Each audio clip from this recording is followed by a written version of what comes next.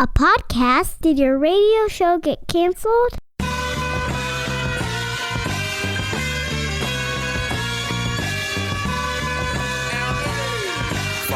Fire. Low down and filthy, but the discipline is on point. Schooled myself, made my own dojo. A cold flow with the whole dose of soul. Maintain composure, even in theory. An anomaly, properties undiscernible to me. Hey, it's Peter Dunn, Pete the Planner, and this is RePete. This episode of RePete is dedicated to your favorite E-word, equity. In your house, that's right, equity in your home equity. I recently received an email, and it's worth exploring more. Joining me for, I think, the first time. It is our lead financial concierge, fellow man without hair, Damian Dunn. That's me. You're supposed to say. Sorry, not related. Not related. Not related. So Damian and I work together. He's our lead financial concierge on your money line. His job's an interesting one here at the PTP World Headquarters. You answer emails and phone calls from people that have financial questions from our corporate clients. I do. Get phone calls, emails, just like you said, every day with people who are trying to figure out their deepest financial questions, and I help them figure it out. He does. And his name happens to be Dunn, which is a great last name. He happens to have no hair. Me neither. We have facial hair. We have children. We have arms and legs. We have so much in common. But you're here today because you happen to be in the offices today. And we were talking about this topic off the air. And I was like, you know what? This is a good reason to have RePete. I recently wrote a series of columns for USA Today. And they were titled The Things I Hate About the Things I Love. I love 3 financial products because I'm a nerd. And the 3 financial products I love are health savings accounts, 15-year mortgages, and Roth IRAs. Do you feel the same? By the way, I always extend this. Don't feel compelled to agree with me on the show. I do. I think all 3 of those things have significant advantages if you're in a position to be able to take advantage of them. Well said. I did get some flack this week, and I'm okay with people emailing me and disagreeing with me, especially if they do it respectfully. You know, the old, I respectfully disagree. You're an idiot. It's like, well, that's not respectful. But this person respectfully disagreed, I thought. I think so. Here was my comment that he respectfully disagreed with, and I'm not going to debate it, but I do want to discuss it because it's interesting. Here is the sentence I wrote. Home equity isn't that great of an asset. It has a 0% rate of return, and in order to access it, you must either sell the underlying property or borrow from it. Damian, I'm going to read that again. Okay, if people have just missed it, this is the entire premise of this week's episode of RePete, Home Equity Edition, right? Little HE, little he. Home equity isn't that great of an asset. Home equity has a 0% rate of return, and in order to access the home equity, you must either sell the underlying property or borrow from it or against it. Initial thoughts, again, rule standing, and initial thoughts on that idea. I think you are more right than wrong on that, for sure. It's a good way to think about it because it's an opinion. It's not really a, I don't know. It's a play on words. It's not even really a fact. It's just sort of a cute way to say it. I think people will get hung up on, and most likely the person who sent in the criticism is the 0% gain. On that. Okay, so let me read the criticism. How do you want to do this? Do you want to read the criticism first, or do you want me to explain how I think about this? I don't explain it first. Okay, let me explain my comments. Okay, here's how to think about your home equity. Let's use a $100,000 property. Okay, it's your home, it's $100,000. And let's say, for instance, you have $10,000 of equity, which means, I don't care how you think about this, you either pay down your loan to the point that you own $10,000 worth of the home, or we can say that you've got a $90,000 loan, or we can say you put $10,000 down and the loan is still fresh and new. The point is, it's worth $100, you owe $90. Fair. Okay, so, and let's pick this apart. Is there anything wrong with that? Not that I can see. Okay, so that's one example. Home equity is 10. In this first example, we're going to do 2 different examples. $10,000 of home equity on a $100,000 property, $90,000 loan. And the next example, we are going to have a $100,000 property. Okay, it's right next door. Convenient. Yeah, it is. And equity is $50,000. So the person either put $50,000 down and it's a brand new loan, or paid down to the equivalent of $50,000 or whatever. Property's still worth $100. They owe $50 and they own $50. Are we good? Yeah. Okay. Now, let's say both properties increase in value by $10,000. Okay? Okay. Not a percentage. Well, by a percentage, who cares? 10%. Okay. Doesn't matter, because a home increases on the value of the property, not increases on the value of your equity. Right. Okay, so let's say the housing market goes wild and it goes up 10%. So now, assuming you haven't paid down the loan, which is just whatever, doesn't matter. It doesn't, but we can still argue that. One person has a $10,000 gain on $50,000 of equity, and the other person has $10,000 gain on $10,000 of equity, which means they both gain $10,000. The amount of equity they had in the home didn't matter at all. Therefore, the equity itself grew at 0%. It's the value of the home that grew by 10%. Yeah, you're exactly right. Nothing broken. No. Okay. So far, so good, right? I mean, did you see any holes in that? No, if we had to guess what the emailer would come back with and what I would. Let's wait. Okay. We got to read his argument first. That's true. Okay. And then the other assertion there is, in order to access that equity, that asset, that $10,000 or $50,000 or 20 and 60, depending on once the gain happened, you can't just go to the bank and be like, hey, I need 10 grand. Mm-hmm. You have to borrow it back out. Yeah. Right? Yeah. Or sell the property. Sell the property. Right. Okay. So, and which is a point that's coming. Everybody good? Nicole, you're listening in the control room? Yes, I'm good. Thank you. Are you good? Hello. Welcome. Thank you.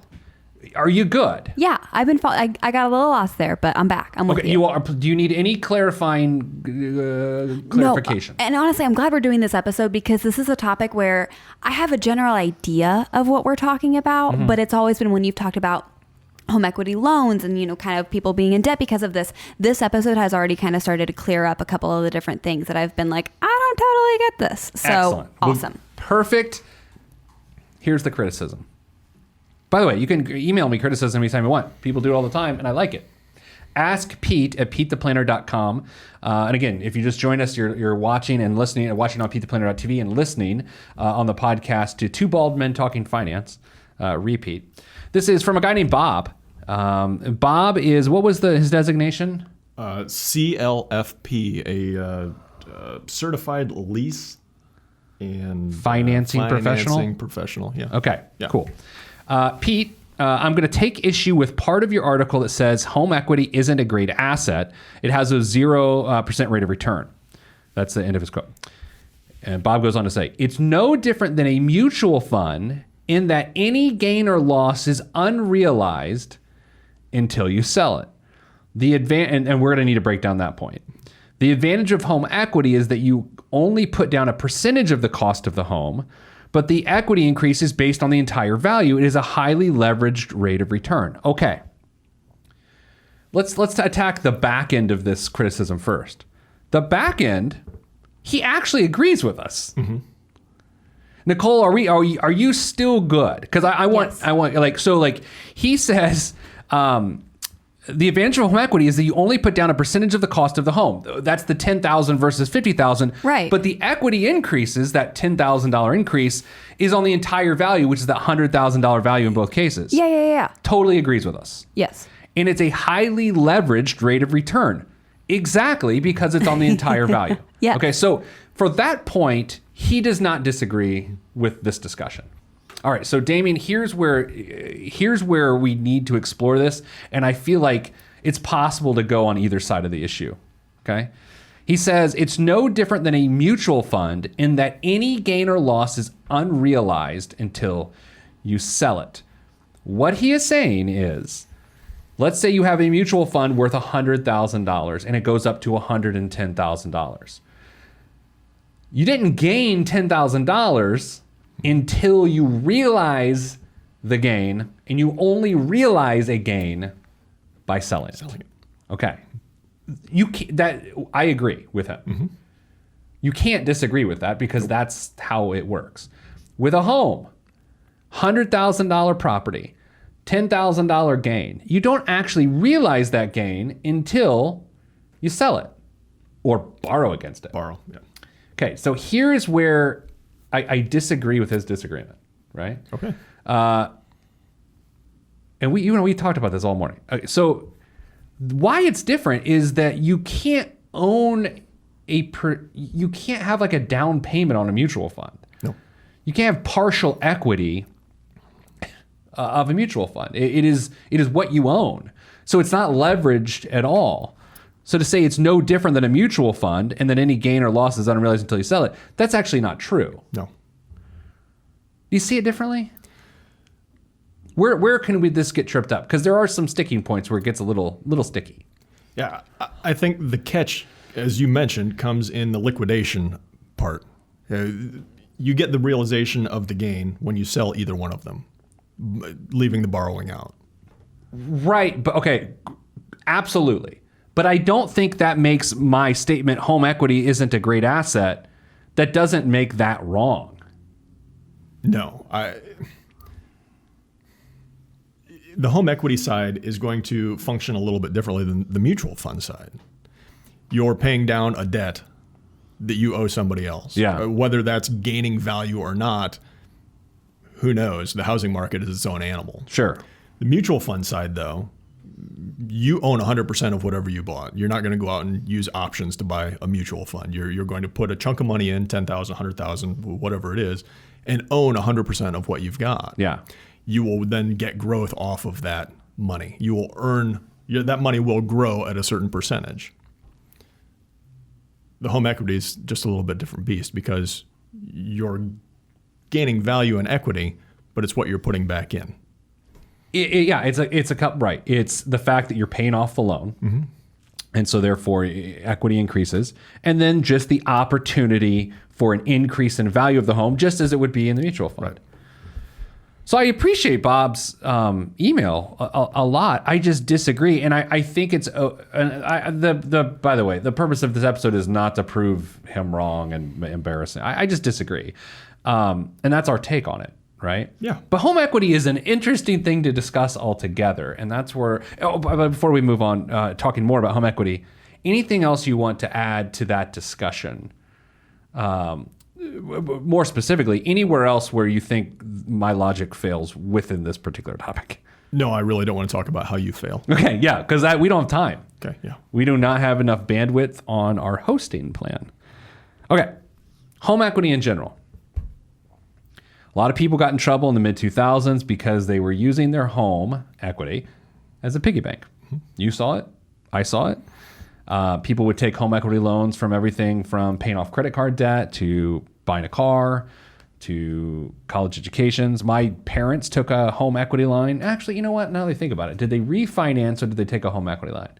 I want to say they refinanced instead of taking a home equity line, which is different, obviously. Similar concept in nature with an interest rate. But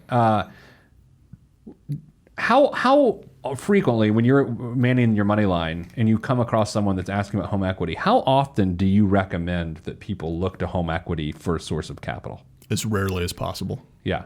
I would much rather people try and find the resources they need through some kind of cash flow rather than dig through an asset resource that they have. Super huge, important point, especially if we're dealing with a debt. To take an asset and to pay off a debt, but by taking the asset to pay off the debt, you create a debt to the asset itself. Like, talk about a weird net worth move. Yeah. It doesn't make a lot of sense. Now, where it used to, like, where people really got into this was, well, you can write off the interest on a home equity loan, so it makes it a good taxable decision. What are your thoughts on that? The tax law that passed just this past year has changed the taxation of home equity interest. Yeah. So you have to be a little bit more careful. It's a lot tighter on what you can write off against. It has to be basically for an improvement of the house. So when you're taking home equity out to pay for a college education, you can't write it off anymore. So that kind of extra reason in the back of your head to justify this purpose for going and getting it doesn't exist anymore. What I used to see people do all the time was use their home equity loan to buy vehicles, because then they could, whatever interest rate they're paying on it, Just write it off. Write it off. Yeah. Which, you know what? I prefer people don't do that, but I see the logic in it. Sure. If you're going to have to borrow money from somewhere, Right. and you can get a comparable interest rate, you might as well take advantage of being able to write the interest off. Yeah. I mean, that's a smart move. I think where a lot of things like this go awry, even things like using a credit card and then paying it off at the end of each month, where it goes awry is like the what is it? The path to hell is paved with good intention or something like that? Something like that. I don't know. Muncie. I don't know. Well, how's Muncie involved? But yeah, that's the issue, is that what ends up happening is that's what you intend to happen. We intend to use our home equity line, but then the housing market crashes and you lose your job and all these different things happen. And that home equity, which keeps you in your home to some degree, becomes a big problem. Yeah, I often bring that point up, or something similar, at least to the people that I'm talking to, is that when you start digging into home equity for other reasons, Yeah. you're giving yourself another way to lose your house, potentially. Sure. And let's talk about that. Let's take it step by step of like, how does one lose their house when they borrow against their equity? Like, what does that look like? Here's the way I view it. All Okay. right. So here's the way I view it.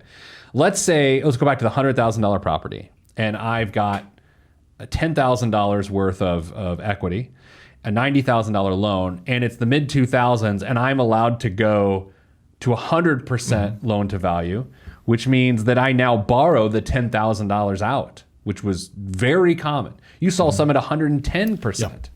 So I could borrow what is it, $11,000. So now I owe $101,000 on a $100,000 property, and I'm struggling financially, and I miss a payment.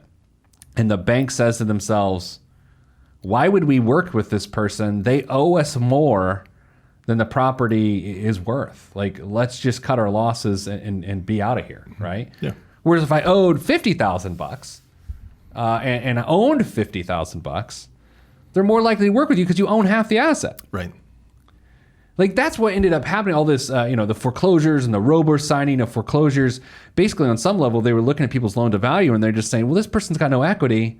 You're out. We're not working with you. Is that the way you view it, or do you view it differently? They figured they'd cut their losses, take the asset, and try Right. and make it back on the other side, especially if they had any chance at selling the house for what they still had in it. The tough thing about why home equity is sort of wonky to me is, in a good sense, it's a forced asset, because once you become a homeowner, you have a mortgage schedule, an amortization table that forces you to create equity by paying back your loan on time.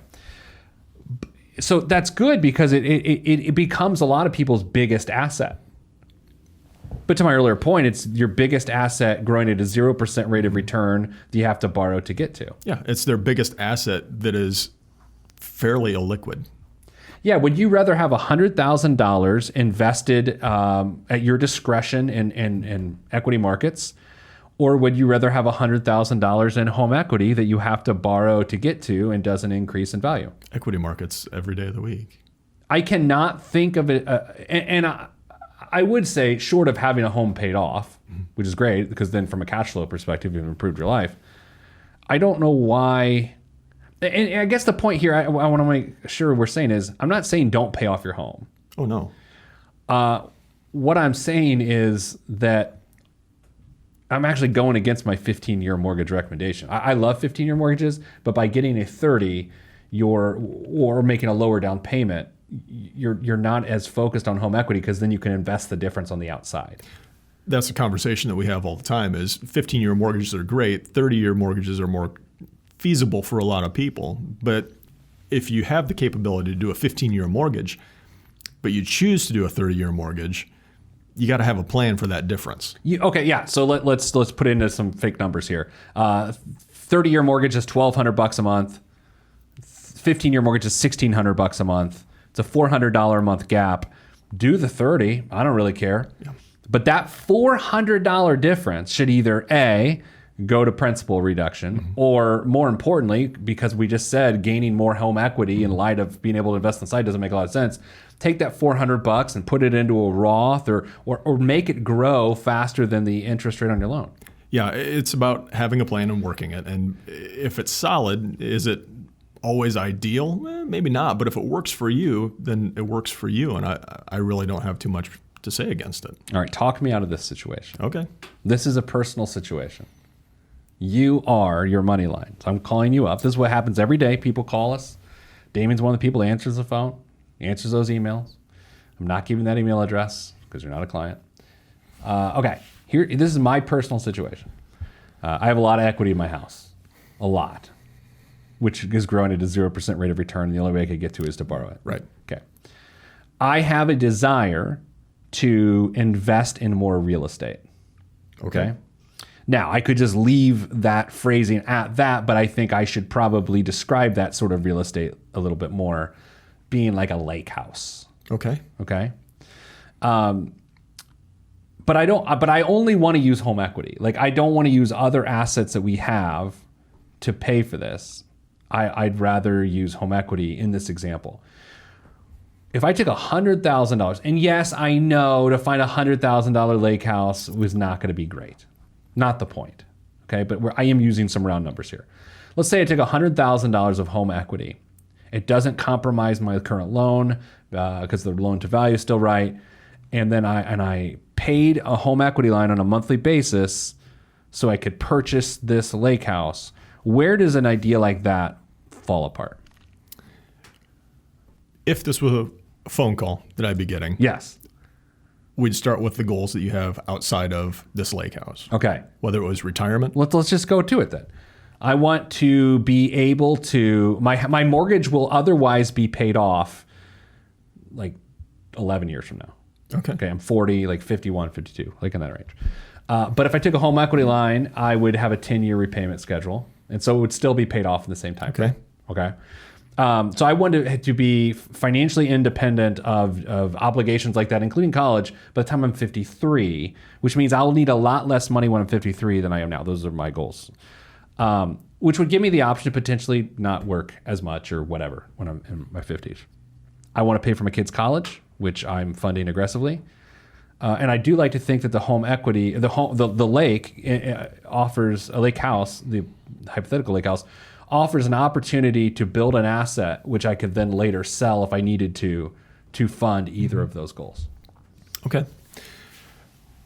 I'm getting your money lined on my own show. You are. This is great. I love this. So I would also ask, how long do you think it would take for you to save an appropriate down payment on that house, on that lake house? The down payment? Yeah. I mean, so if we're talking about paying we're going to use these round numbers, okay? Mm-hmm. Let's say it's a $100,000 house, and what would you want me to put down? $20,000? That'd be nice. The bank likes it. A year. I don't know, year and a half, 2 years.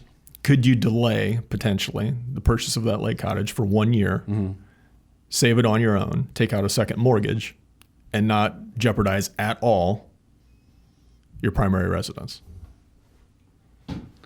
I could do that. I think there would be, I could do that. But then we have rental properties and things like that. Then you get into the underwriting of it all and the interest rate. I feel like I could get a better interest rate on a home equity loan than I could on a different mortgage on that other house. Potentially. I guess I haven't looked at what rates are for second. Well, second mortgage, I mean, you're going to add at least 1.5 points, if not 2 points. So, I mean, I would get a 30-year mortgage or something like that. So, I mean, you're talking about a 6%. I'm sorry, I'm trying to do math at the same time here. A 6% loan versus what a home equity rate would be. The average right now in a 10-year second position is 4.89%. So it's 1% better, but I have to pay it back over. The payment would be higher on the home equity line because I got to pay it back over 10 years versus hypothetically 30. Okay, keep going. So do you want me to talk you out of using equity or talk you out of a lake house? I've already talked myself out of the lake house. Don't you worry. Talk me out of the equity. So I don't know, but I think the bigger point is it's not as simple as just taking $100,000 out and go and then buying the house, and now I've got two houses and a loan and a half. Like it's more complicated than that. It certainly can be. If I were to turn the question around to you and say, Yeah. why would you want to take equity out of your house to do this?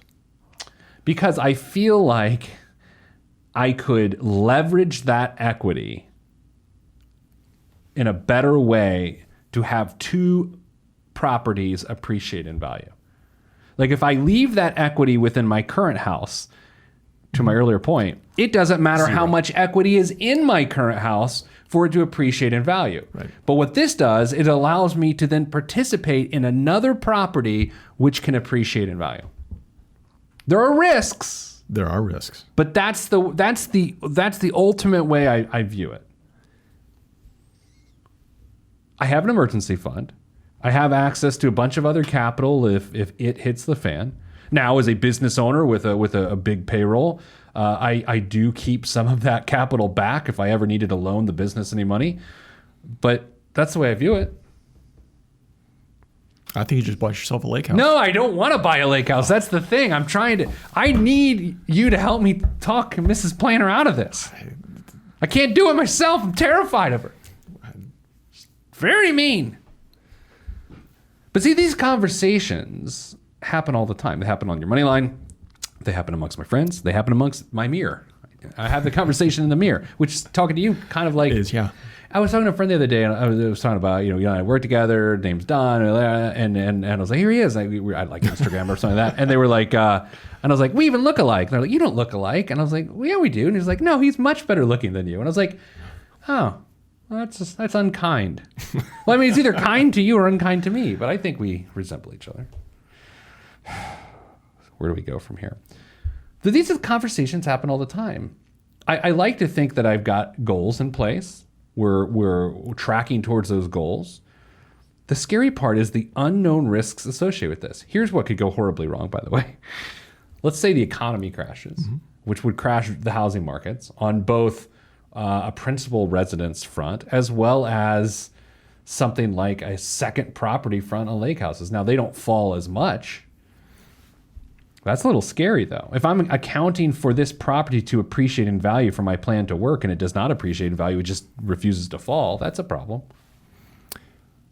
You just have to sell the property and get out of it and cut your losses. Yeah, I mean, but yeah, that's the thing. It's like, let's say I take a $10,000 loss or something like that. Not the end of the world. I'd rather not take a $10,000 loss, but it's, better than not, losing my financial life or something. And if we follow this conversation like we did earlier today, $100,000, I know we're using round numbers, but a cottage on the inexpensive side of the spectrum is almost certainly going to need work. Oh. I thought you were going to say is a better investment than a cottage on the high end of the spectrum, which absolutely. is true. I mean, you go into a neighborhood, you always try and buy the cheapest house in the neighborhood because it's got the best chance for appreciation. That is like one of the oldest and best rules of thumb, right? Yeah. Don't ever own the most expensive house in the neighborhood. But I'm pretty good with my hands. As you can see, I have my sleeves rolled up right now. If you're watching on PeteThePlanner.tv, because I've been working out a lot. So I rolled up my sleeves so that you'd be able to see what you're dealing with if we got in a little fracas. It's recognized. Anything else you want to add to this topic before we vamonos? No, I think we've covered it. Excellent. So I'm not buying a lake house. I don't think. This is really, I just want to fish, but then you get into other things. It's like, well, then you need a boat. And I'm like, I'll take a kayak or a raft. You can't tube behind a kayak, Pete. Nicole, did you learn anything about home equity today? I did. I learned everything and more than I thought I would learn about equity. Do you think, okay, you know me pretty well. Do you think I end up with a lake house? No. I don't think so either. No, you buy a boat. You buy a pontoon boat before you buy a lake house. Here's the ultimate reason as to why I will not buy a lake house. I don't like fun. No, you don't. Right? It's true.